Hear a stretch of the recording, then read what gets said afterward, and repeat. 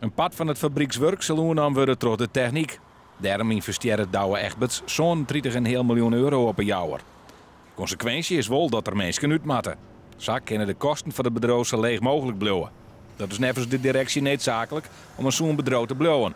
We gaan zowel in de koffie als in de theefabriek gaan we verschillende automatiseringsslagen maken. Gaan we de efficiëntie van de fabrieken verbeteren. Gaan we andere, efficiëntere apparatuur inzetten.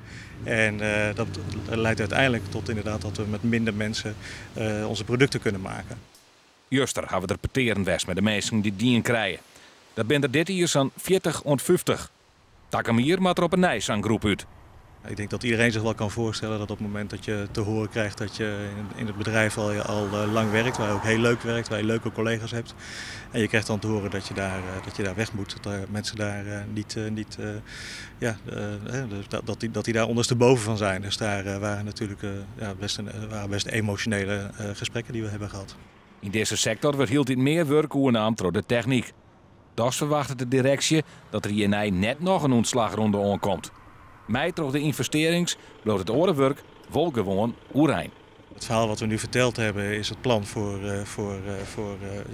de toekomst. 10 jaar vooruitkijken kan ik natuurlijk niet. Maar dit is het plan wat we hebben gemaakt en dit is het plan wat we samen met onze mensen willen gaan realiseren.